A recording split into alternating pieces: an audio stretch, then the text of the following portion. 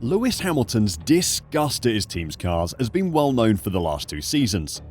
Poor performance, no one listening to his feedback, and no attempt to fix the car's problems has made his life miserable at Mercedes. But their new car, the W15, might finally be the machine he's been praying for the past 2 years. Today, I'm going to check out the incredible reason why Lewis decided to leave Mercedes, what the driver's feedback is on the W15, and why this might be the year that Hamilton gets back to his winning ways. Let's check it out. Lewis Hamilton's decision to leave the Mercedes team a year early and head to Ferrari in 2025 shocked the entire F1 world. After 6 years at McLaren to start his career, Hamilton made the move to Mercedes in 2013, and everyone thought that he would stay there for the rest of his career. He did win 6 drivers' titles and 8 constructors' titles with the team, which is an insane return for 11 years of racing. However, after the first 2 years of his career without a race win and the team not giving him what he wanted, he decided to cut his contract short.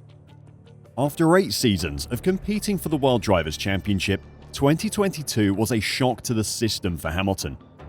Formula One had one of the biggest ever overhauls of its regulations heading into the 2022 season, and Mercedes failed to find the best answer to the questions posed by the rules. The zero-pod design, with a very far-forward cockpit and an outdated suspension setup, left the team floundering, out of the fight for any kind of title, and with 2 very unhappy drivers.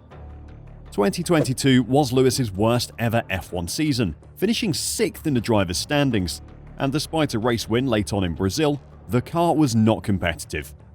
It could be fast when it wanted to, but it was hell to drive and impossible to predict. 2023 wasn't much better as the team stuck to their guns for the opening rounds before finally admitting defeat. That decision to stick to a concept that could be fast but was clearly deeply flawed completely flummoxed fans and analysts of the sport. As Hamilton revealed in the latest installment of the hit show Drive to Survive, it was that decision that convinced him that Mercedes were no longer the team for him. I remember complaining to the team and being like, "Look, we have to make these changes," Hamilton said. "Otherwise, this is the trajectory we're going to go on, and this is where we're going to end up. Please do something about it." I remember they said, like, "We know what we're doing, you're wrong." And that was definitely an interesting moment. At the time, Hamilton came out in the media saying that the team had made the wrong decisions as well, and many people questioned what he was doing, second-guessing his engineers. Surely, they know more about car design than he does, was what a lot of people were saying in our comment section and in media outlets worldwide. We all knew the car and concept weren't good, but we had no idea how to improve it. Hamilton did though, and the team weren't listening to him. After being told he was wrong, Hamilton's view of the team completely changed. I was like, okay, I'll step back. I don't want to step on anybody's toes.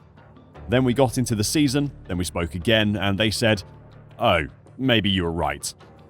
The decision to stick with the flawed concept saw technical director Mike Elliott axed from the team. As the main decision maker in the factory at the time, at the end of the day, Toto Wolff decided he was to blame for the design mistakes, and it was his head that had to roll.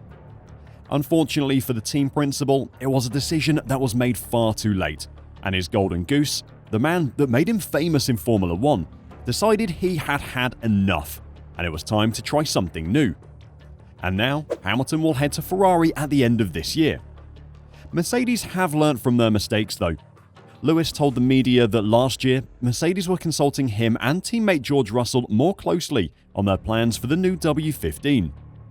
"I do continue to have lots of meetings back at the factory on so many different topics about the car, whether it's ride quality, whether it's vehicle dynamics, whether it's suspension, whether it's steering, whether it's about tyres, whatever it may be," he said. "So we'll continue to have that, and I think we have a better process than we've ever had before. So it's much more engaging for both George and I. We often have meetings where we're both in that room together, so we're able to really deep dive on any questions that the engineers don't potentially get to come to the Grand Prix, if they've had any questions they can ask. Formula One cars are absolutely coated in sensors. From the trackside, an engineer could tell you literally anything you wanted about the car at any one moment. The temperature of individual parts, the amount that parts are moving relative to each other, how the engine is performing, literally anything you want. Despite all that tech though, it is a fact that the driver in the car is a better measure of the car than anything an F1 team can fit. The other day I went to the aero department, he added. It's clear that no one's happy with where we are and how we've done this year, but it was massively encouraging to see how driven everyone was. Everyone's heads were down, everyone was at their stations, clearly pushing incredibly hard. Nothing is going to change Hamilton's decision at this point. Contracts are signed, and even if he won a world championship with Mercedes this season, he would still be in red in 2025. Nonetheless, this new, more collaborative working style is bearing fruit for Mercedes. While the track times during testing won't be catching any headlines, that isn't really the point of the 3 days. It's more about working out how this brand new car works in the real world, getting the drivers settled, and discovering roughly where it wants to be setup-wise.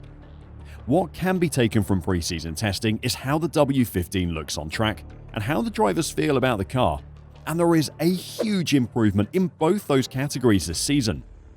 On track, the W15 looks so much smoother than its predecessors, the W14 and 13. On the straights, it looks more settled.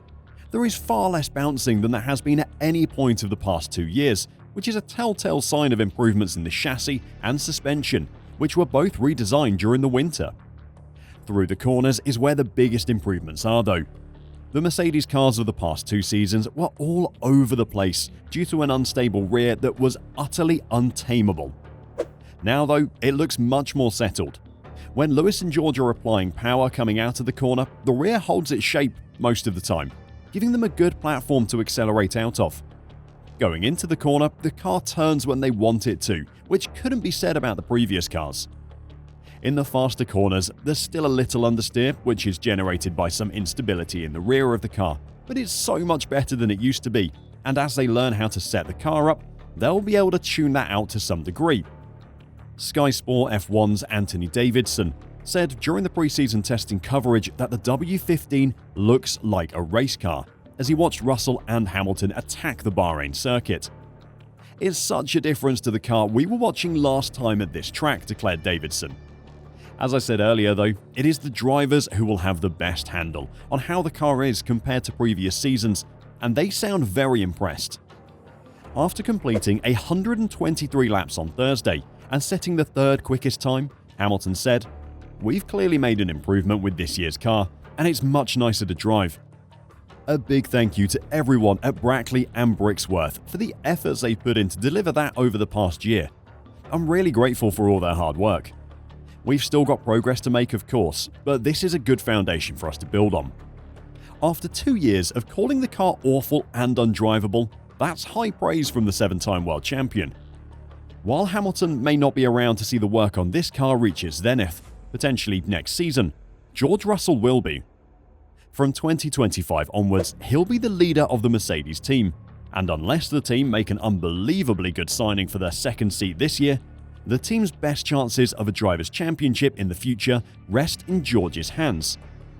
Explaining the issues he and Hamilton experienced with the W14, which failed to win a race, Russell said, "The car last year was really challenging to drive. Lewis and I had no confidence in it, and it felt like it was going to bite us at every single corner. We couldn't attack the medium and high-speed corners without the rear end snapping out.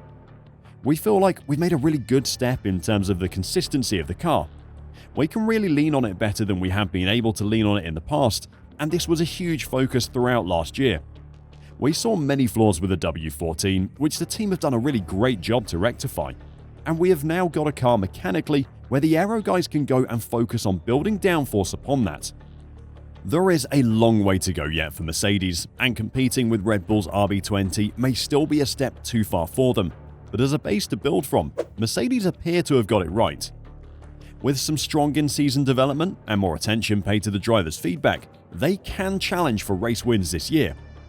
What do you think of Hamilton's reasons for leaving Mercedes? And have you been impressed with what you've seen from the Silver Arrows in testing? Let me know your thoughts in the comments down below, and until next time, drive safe and bye for now.